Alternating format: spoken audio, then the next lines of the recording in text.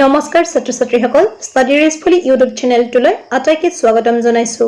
আজিৰ এই ভিডিঅ'টিত আমি দশম শ্ৰেণীৰ হিন্দী ইলেক্টিভ আলোক ভাগ 2ৰ জয়শংকৰ প্ৰসাদে লিখা ছোটা যাদুঘৰ নামৰ পাঠটো অসমীয়াত অনুবাদ আৰু লগতে চমুকৈ আলোচনাও কৰিম। ভিডিঅ'টিৰ এয়া প্ৰথম অংশ। আশা ৰাখিছো এই ভিডিঅ'টি চাই তোমালোক নিশ্চয় উপকৃত হ'বা। कार्निवल के मैदान में बिजली जगमगा रही थी। हंसी और विनोद का कलनाद गूंज रहा था। मैं खड़ा था उस छोटे फुहारे के पास जहां एक लड़का चुपचाप शरबत पीने वालों को देख रहा था।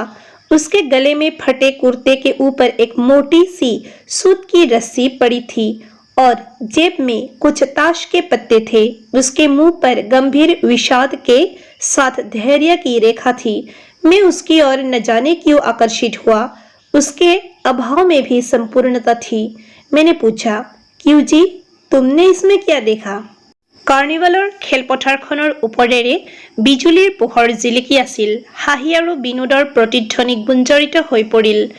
মই সৰু ফাউণ্টেইন বা ফৱাৰাটোৰ ওচৰত থিয় হৈ আছিলো, য'ত এজন সৰু ল'ৰাই চৰ্বত খোৱা লোকসকলক চাই আছিল। মৰমৰ ছাত্ৰ ছাত্ৰীসকল, ফাউণ্টেইন বা ফুৱাৰা বা ফব্বাৰা মানে হৈছে এক জলযন্ত্ৰ। এয়া এক সজ্জা যাৰ দ্বাৰা পানীৰ সোঁত বতাহলৈ বা ওপৰলৈ পঠিওৱা হয়। তোমালোকে পাৰ্ক, ৰাস মহোৎসৱ বা কিছু পাব্লিক প্লেচত ফাউণ্টেইন নিশ্চয় দেখিছা। পুনৰ আমি পাঠটোৰ কথাখিনিলৈ আহিছোঁ। সেই সৰু ল'ৰাজনৰ ডিঙিত ফাটি যোৱা কুৰ্তা এটাৰ ওপৰত ডাঠ কপাহী ৰছী এডাল পৰি বা ওলমি আছিল। পকেটত কেইখনমান কাৰ্ড আছিল। ল'ৰাজনৰ মুখনিত অত্যন্ত বিষাদৰ সৈতে ধৈৰ্যৰ ৰেখা আছিল। তাৰ প্ৰতি মই কিয় আকৰ্ষিত হৈছো নাজানো। তাৰ অভাৱতো সম্পূৰ্ণতা বা নিখুঁততা আছিল। মই সুধিলো, কিয়, তাত কি দেখিলা? মৰমৰ ছাত্ৰ ছাত্ৰীসকল, এই ষ্টেঞ্জাটোত আমি লেখক আৰু সৰু ল'ৰা এজনৰ বিষয়ে পঢ়িবলৈ পাইছো। কাৰ্নিভেলত হোৱা মেলা এখনত কেনেদৰে লেখকে এজন সৰু ল'ৰালৈ লক্ষ্য কৰি আছিল সেই বিষয়ে আমি কিছু কথা জানিবলৈ পাইছো। এইবাৰ আমি নেক্সট ষ্টেঞ্জাটোলৈ আহিছো। मैंने सब देखा, यहाँ चूड़ी फेंकते हैं, खिलौने पर निशाना लगाते हैं, तीर से नंबर छेदते हैं। मुझे तो खिलौने पर निशाना लगाना अच्छा मालूम हुआ। जादूगर तो बिल्कुल निकम्मा है। उससे अच्छा तो ताश का खेल मैं दिखा सकता हूँ, उसने बड़ी प्रगल्भता से कहा। उसके बाणी में कहीं रुकावट न थी। মই সকলোবোৰ দেখিলো। ইয়াত খাৰু অথবা চুৰি পেলোৱা হয়। খেলনাবোৰত লক্ষ্য কৰি খাৰুৰে ঠুকি দিয়া হয়। কাৰেৰে সংখ্যাবোৰত লক্ষ্য কৰি বিন্ধোৱা বা ফুটোৱা হয়। মোৰ হলে খেলনাবোৰত লক্ষ্য নিক্ষেপ কৰাটোৱে ভাল যেন লাগে। যাদুঘৰৰটো একেবাৰেই কাম নাই, সি গম্ভীৰভাৱে ক'লে। তাতকৈ মই ভাল তাছ খেল দেখুৱাব পাৰো। তাৰ বাণীত বা তাৰ কথাত কোনো বাধা নাছিল। মৰমৰ ছাত্ৰ ছাত্ৰীসকল, এই ষ্টেঞ্জাটোত আমি লেখক আৰু সৰু ল'ৰাজনৰ চিনাকি কেনেদৰে হৈছিল সেই বিষয়ে কিছু আভাস পাইছো। এইবাৰ আমি দুয়োজনৰে মাজত হোৱা কিছু কথা জানিবলৈ পাম। मैंने पूछा, और उस पर्दे में क्या है? वहाँ तुम गए थे? नहीं, वहाँ मैं नहीं जा सकता, टिकट लगता है। मैंने कहा, तो चला मैं वहाँ पर, तुमको लिवा चलूं। मैंने मन ही मन कहा, भाई आज के तुम ही मित्र रहे। उसने कहा, वहाँ जाकर क्या कीजिएगा? चलिए निशाना लगाया जाए। मैंने उससे सहमत होकर कहा, तो फिर चलो, पहले शरबत पी लिया जाए। उसने स्वीकार सूचक सिर हिला दिया। মৰমৰ ছাত্ৰ ছাত্ৰীসকল, এইবাৰ আমি লেখক আৰু সেই সৰু ল'ৰাজনৰ মাজত হোৱা বাৰ্তালাপৰ বিষয়ে কিছু কথা জানিবলৈ পাম। মই সুধিলো, আৰু সেই পৰ্দাৰ আঁৰত কি আছে? তালৈ তুমি গৈছিলানে? নাই, তাত মই যাব নোৱাৰো, টিকট লাগে। মই ক'লো, তেতিয়াহ'লে মই তালৈ যাম, তোমাকো লৈ যাওঁ। মই মনতে ক'লো, ভাই আজি তুমিয়েই মোৰ একমাত্ৰ বন্ধু। সি ক'লে, তালৈ গৈ কি কৰিব? বোলক কাৰেৰে লক্ষ্য নিক্ষেপ কৰা খেল খেলো। মই তাৰ লগত একমত হৈ ক'লো, তেনেহ'লে ব'লা, প্ৰথমতে চৰ্বত খাই লোৱা যাওক। সি মান্তি হৈ মূৰ দোৱালে। মৰমৰ ছাত্ৰ ছাত্ৰীসকল, এইখিনিতে আমি জানিব পাৰিছো যে সেই সৰু ল'ৰাজন আৰু লেখকৰ মাজত কেনেদৰে বন্ধুত্ব স্থাপন হ'বলৈ ধৰিছিল। দুয়োজনে একেলগ হৈ কেনেদৰে চৰ্বত খাই পিনে খেল চাবলৈ যাবৰ কাৰণে প্ৰস্তুত হৈছিল। मनुष्य की भीड़ से जाड़े की संध्या भी वहाँ गर्म हो रही थी। हम दोनों शरबत पीकर निशाना लगाने चले। राह में ही उससे पूछा, तुम्हारे और कौन है? माँ और बाबूजी। उन्होंने तुमको यहाँ आने के लिए मना नहीं किया? बाबूजी जेल में है। क्यों? देश के लिए, वह गर्व से बोला। और तुम्हारी माँ? वो बीमार है और तुम तमाशा देख रहे हो। ইয়াত কৈছে যে মানুহেৰে ভৰি পৰা হেতুকে ঠাণ্ডাৰ সন্ধিয়াটোও গৰম হৈ আহিছিল। আমি দুও চৰ্বত খাই কাৰ নিক্ষেপ কৰা খেল খেলিবলৈ গৈছিলোঁ। বাটতেই তাক সুধিলোঁ, তোমাৰ আৰু কোন আছে? মা আৰু দেউতা। তেওঁলোকে তোমাক ইয়ালৈ আহিবলৈ বাধা দিয়া নাইনে? দেউতা জেলত আছে। কিয়? দেশৰ কাৰণে, সি গৰ্বেৰে ক'লে। আৰু তোমাৰ মা? মাৰ বেমাৰ হৈছে বা তেওঁৰ বেমাৰ হৈছে। আৰু তুমি ৰং বা খেল ধেমালি চাবলৈ আহিছা?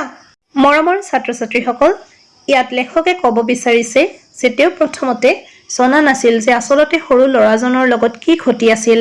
সেয়েহে তেওঁ বাটতে ল'ৰাজনক কিছু প্ৰশ্ন কৰি জানিব বিচাৰিছিল তেওঁলোকৰ মাক আৰু দেউতাকৰ বিষয়ে। ল'ৰাজনে সঁচা কথাখিনিক কৈ গৌৰৱ অনুভৱ কৰিছিল। সি ক'বলৈ অলপো দ্বিধাবোধ কৰা নাছিল যে তাৰ দেউতাক ভাল কামৰ বাবে জেলত গৈছে। আনহাতে তাৰ মাকৰ যে বেমাৰ হৈ আছে সেই বিষয়েও লেখকক জনালে। এইবাৰ আমি পাঠটোৰ নেক্সট কথাখিনিলৈ আগবাঢ়িছোঁ। उसके मुंह पर तिरस्कार की हंसी फूट पड़ी। उसने कहा, तमाशा देखने नहीं दिखाने निकला हूँ। कुछ पैसे ले जाऊंगा तो माँ को पत्थर दूंगा। मुझे शरबत न पिलाकर आपने मेरा खेल देखकर मुझे कुछ दे दिया होता तो मुझे अधिक प्रसन्नता होती। मैं आश्चर्य से उस 13-14 वर्ष के लड़के को देखने लगा। हाँ, मैं सच कहता हूँ बाबूजी, माँ जी बीमार है इसलिए मैं नहीं गया। कहा, जेल में सब कुछ लोग खेल तमाशा देखते ही है तो मैं क्यों न दिखाकर माँ की दवा दारू करूं और अपना पेट भरूं। मैंने दीर्घ निश्वास लिया। चारों ओर बिजली के लत्तू नाच रहे थे। मन व्यग्र हो उठा। मैंने उससे कहा, अच्छा चलो निशाना लगाया जाए। তাৰ মুখত তিৰস্কাৰৰ হাঁহি ফুটি উঠিল। সি ক'লে, খেল ধেমালি চাবলৈ নহয় দেখুৱাবলৈ ওলাই আহিছোঁ। অলপ পইচা লৈ যাম, তেতিয়াহে মাৰ বাবে পথ্যলৈ যাব পাৰিম। মোক চৰ্বত নোখোৱাই কিনে আপুনি মোৰ খেল উপভোগ কৰি মোক কিবা এটা দিয়া হ'লে মই বেছি সুখী হ'লোহেঁতেন। মই আচৰিত হৈ সেই 13-14 বছৰীয়া ল'ৰাজনলৈ লক্ষ্য কৰিলোঁ। হয়, মই সঁচাকৈয়ে কৈছোঁ বাবুজী, মাৰ বেমাৰ, সেয়েহে মই যোৱা নাই। ক'লৈ? জেললৈ। যেতিয়া কিছু লোকে খেল ধেমালি উপভোগ কৰেই, তেনেহ'লে মইনো কিয় খেল দেখুৱাই মাৰ ঔষধ পথ্যৰ যোগান ধৰিব আৰু নিজৰ পেট পুহিব নোৱাৰোঁ? মই দীঘলকৈ হুমুনিয়া কাঢ়িলোঁ। চাৰিওফালে বিজুলীয়ে চমক লগাই আছিল। মন ব্যগ্ৰ হৈ আছিল। মই তাক ক'লোঁ, কাৰ মৰা খেল খেলা যাওক। মৰমৰ ছাত্ৰ ছাত্ৰীসকল, পাঠটোৰ ইমানখিনিলৈ আগুৱাই আহি আমি এটা কথা গম পাইছোঁ যে এই সৰু ল'ৰাজন বা ছোটা যাদুগৰ বুলি আমি যাক পিছলৈ জানিব পাৰিম, তেওঁৰ ল'ৰালি কালটো আন ল'ৰা ছোৱালীৰ দৰে সুখৰ নাছিল। দেউতাক তেওঁৰ জেলত আছিল আৰু মাকৰ বেমাৰ হৈ আছিল। সি নিজৰ পেট পুহিবৰ কাৰণে আৰু মাকৰ কাৰণে দবা দাৰু বা ঔষধ পথ্যৰ যোগান ধৰিবলৈ ওলাই আহিছিল, যাতে সি খেল দেখুৱাই পিনে মেলাৰ পৰা কিছু টকা উপাৰ্জন কৰিব পাৰে। মৰমৰ ছাত্ৰ ছাত্ৰীসকল, ছোটা যাদুকৰ পাঠটো 3টা ভাগত ভাগ কৰা হৈছে আৰু আমি এতিয়া প্ৰথমটো ভাগৰ একেবাৰে শেষৰ অংশখিনিলৈ আহিছোঁ। हम दोनों उस जगह पर पहुंचे जहां खिलौने को गेंद से गिराया जाता है। मैंने 12 टिकट खरीदकर उस लड़के को दिए। वह निकला पक्का निशानेबाज। उसने 12 खिलौने को बटोर लिया, लेकिन उठाता कैसे?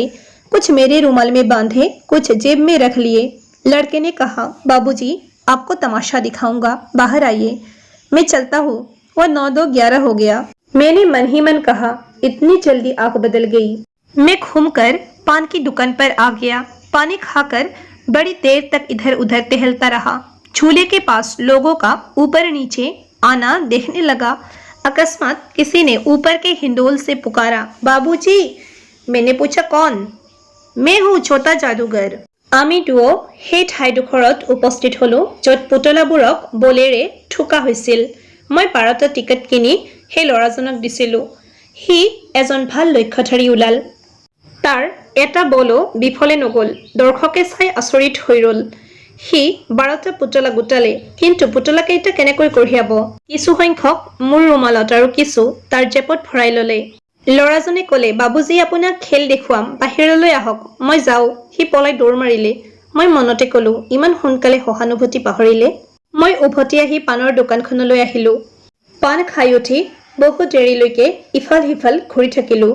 দলনৰ ওচৰলৈ গৈ মানুহ উঠা নমা কৰা দেখিলোঁ। অকস্মাত কোনোবাই ওপৰৰ দলনৰ পৰা মাতিলে, বাবুজী। মই সুধিলোঁ, কোন? মই, সৰু যাদুকৰ। মৰমৰ ছাত্ৰ ছাত্ৰীসকল, ছোটা যাদুকৰ কাহিনীটোৰ প্ৰথম অংশৰ একেবাৰে শেষৰ পিনে আমি জানিবলৈ পাইছোঁ যে ল'ৰাজন বা সেই ছোটা যাদুকৰ আৰু লেখকৰ মাজত কেনেদৰে বন্ধুত্বৰ সম্পৰ্ক গঢ়ি উঠিছিল। কেনেদৰে লেখক আৰু সেই সৰু ল'ৰাজনে মেলাত গৈ খেল ধেমালিত অংশগ্ৰহণ কৰিলে সেই বিষয়েও আমি জানিবলৈ পাইছোঁ। লেখকে সৰু ল'ৰাজনৰ বাবে 12টা টিকট কাটি দিছিল আৰু সেই টিকট ব্যৱহাৰ কৰি সি 12টা পুতলা জিকিবলৈ সক্ষম হৈছিল। কিন্তু হঠাৎ যেতিয়া ল'ৰাজন অলপ সময়ৰ বাবে নোহোৱা হ'ল, লেখকে ভাবিব লৈছিল যে সময়ে তাক চতুৰ বনাইছে আৰু সি নিজৰ স্বাৰ্থ পূৰণ হোৱাৰ পিছত নোহোৱা হৈ গ'ল। মৰমৰ ছাত্ৰ ছাত্ৰীসকল, আজিলৈকে ইমানতেই সামৰিছোঁ। এই কাহিনীটোৰ দ্বিতীয় আৰু তৃতীয় অংশলৈ পুনৰ তোমালোকক লগ পাম। যিসকলে চেনেলটোত নতুনকৈ আহিছা, অনুগ্ৰহ কৰি চেনেলটো ছাবস্ক্ৰাইব কৰি ল'বা আৰু লগৰ বন্ধু বান্ধৱীসকলৰ লগত শ্বেয়াৰ কৰি দিবা। ধন্যবাদ।